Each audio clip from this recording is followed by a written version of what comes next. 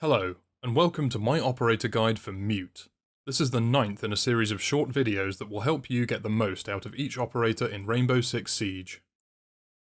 Mute is a 2-armour, 2-speed defending operator from the British Special Air Service.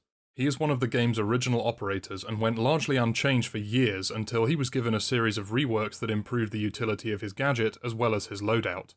Mute specialises in counterintelligence and entry denial, and is a solid pick for any defensive setup.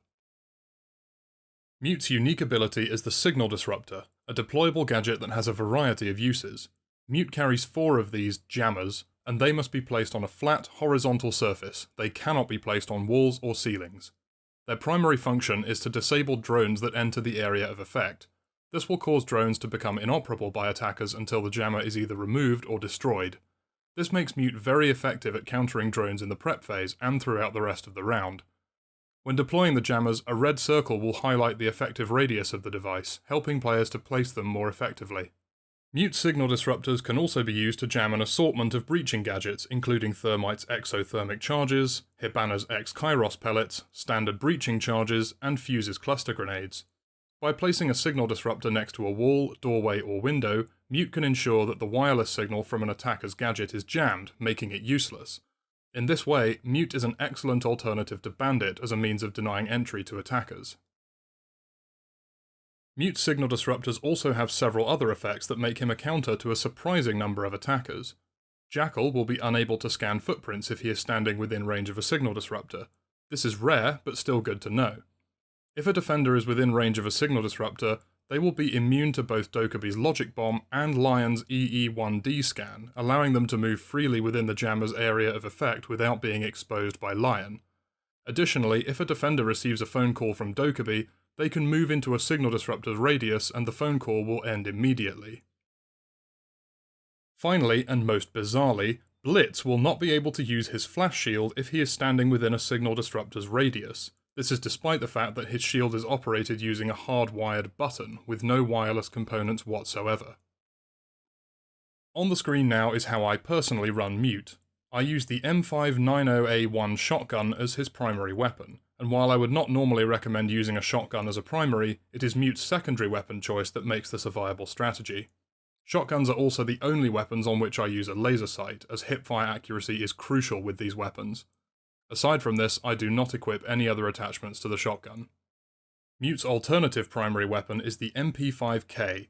This was his weapon of choice for many years before his loadout received a significant change to bring him more in line with his fellow SAS defender Smoke. The MP5K is typically considered a relatively weak SMG, but it does have a high rate of fire and low recoil, making it a decent choice if you would prefer to have an automatic weapon with a 30-round mag at your disposal in medium-range firefights. Unlike other MP5s, the K variant does not have access to an ACOG sight, so I equip it with a reflex sight for its minimal bezel and clear aperture. For Mute's secondary weapon, I use the SMG-11. This is the obvious choice, as it is one of the most powerful secondaries in the game, with a blistering rate of fire and high damage for an SMG. Its main weakness is that it can only fire a maximum of 17 rounds before needing to reload, making it essential to be disciplined with your shots. It also has extremely erratic recoil, and landing shots reliably at medium range takes a lot of skill. At close range, it is devastating thanks to its fire rate, and the recoil is less of a problem. I equip the SMG-11 with a vertical grip, a reflex sight, and a flash hider for burst firing, although a compensator is a decent option if you wish to empty the entire mag in one go while minimizing recoil. Mute's alternative secondary weapon is the P226 Mark 25 pistol. It is not worth talking about this handgun at all, as the SMG-11 should be selected in every instance and there is simply no reason to take the pistol. For secondary gadgets, Mute has access to either a bulletproof camera or a NITRO cell. This choice comes down to your team composition and how you intend to play Mute on any given map or objective. If you intend to roam, then a bulletproof camera can benefit your teammates who are anchoring, providing them with additional intel. If anchoring, then a NITRO cell might allow you to take out attackers during a last-minute push. The choice is yours. Mute can be played well as either a roamer or an anchor, but given the nature of his gadget, I feel he is better used as an anchor. Like Smoke, his shotgun can create breaches, murder holes, and open up sight lines dependent on the map and objective. Being on site also allows him to reposition his gadgets during the round, which cannot be easily done if he is roaming. If Mute does choose to roam, then this decision is best made before you have finalised his loadout, as he would be far better suited taking the MP5K for medium range engagements. Mute is also a 2-speed operator, making him slower and louder than a typical 3-speed roamer. Despite these drawbacks, Mute can make use of his gadget while roaming. If he keeps one signal disruptor on him while moving around the map, he can place it at the far end of the map to prevent attackers from droning out his location. In this way, he can act a bit like a budget version of Vigil, as his jammer could potentially prevent him from being spotted by a drone. I would only recommend this strategy for more confident players with the map knowledge required for effective roaming, as for the most part, Mute's jammers are more useful in or near the objective. At the start of a round, Mute must position his jammers quickly and effectively. Unless your team has a bandit, or possibly a Kaid, then Mute should prioritise entry denial by placing his jammers against any reinforced walls that lead directly into the objective, especially exterior ones. If your team does have a bandit, this should be left to him, but be careful as bandit may attempt to apply his batteries to a reinforced wall you have already jammed. If he does this, your jammer will get fried, so it's often a good idea to let bandit place his batteries first and then go from there. For Mute's remaining jammers, they should ideally be placed at the entrances to the objective, preferably out of sight and to the side of doorways.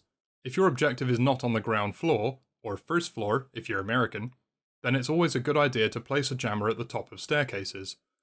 This often prevents drones from getting anywhere near the objective in the prep phase and can be a useful way of taking out drones early in the round. That said, once the drones have been taken care of, it's not always a good idea to keep jammers on staircases for the rest of the round, as attackers will easily be able to see and destroy them. Once the prep phase is over, it's best to quickly move your jammers closer to the objective and prevent drones from getting inside the room you're defending later in the round. By doing this, you're making it harder for the attackers to gain valuable intel prior to pushing the objective. When placing jammers, it's important to bear in mind what you're trying to achieve. If you're trying to stop drones, then placing them to the side of a small doorway will be more than enough to stop a drone trying to pass through. However, a double doorway requires you to place it in the center. This makes it easy to see and very easy to destroy. For this reason, I wouldn't recommend keeping a jammer in the middle of a doorway once the round has started.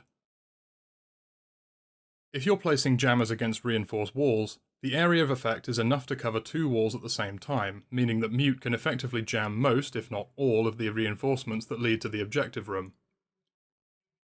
It's important to remember that Mute's jammers have a 2.25 meter radius in a dome above the device itself. This means that Mute can also jam drones and breaching devices on upper floors. A good example of this is in Laundry Room on Oregon. If Mute places his jammer on the worktop beneath the hatch, then attackers will struggle to breach the reinforced hatch above the objective without a thatcher. Mute can pair well with a number of defensive operators, to benefit them individually and the team as a whole. Mirror can benefit from having Mute place jammers near where her mirror windows are deployed, to prevent Twitch's shock drone from reaching the canister and breaking it. Castle's barricades are also much more effective if a signal disruptor is placed near them, as it makes them impervious to breaching charges and fuses cluster grenades, as mentioned earlier. This forces Ash or Zofia to waste their utility to destroy a barricade, or waste attackers' time as they repeatedly use melee attacks to break it down.